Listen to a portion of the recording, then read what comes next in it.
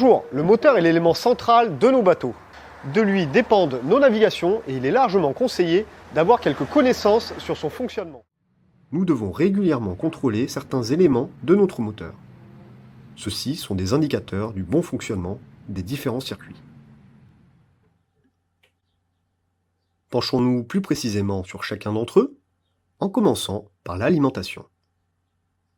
En toute logique, nous partons du réservoir. Celui-ci peut être une simple nourrice ou un réservoir fixe. Dans le cas d'une nourrice, il faudra penser à ouvrir l'évent situé sur le bouchon. Avec un réservoir fixe, l'évent est en général situé vers la console ou directement sur le bouchon de remplissage, et il n'y a rien à faire de particulier. Nous suivons la durite d'alimentation en contrôlant son état jusqu'à la poire.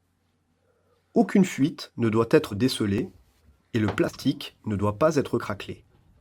Sur la poire, une flèche indique le sens de circulation du carburant. Il faut vérifier qu'elle soit dans le bon sens. En pressant celle-ci, nous devrions entendre l'essence circuler et sentir la poire devenir dure. En continuant de suivre la durite, on trouve un premier filtre. C'est le filtre décanteur. Sa fonction est de séparer l'eau de l'essence.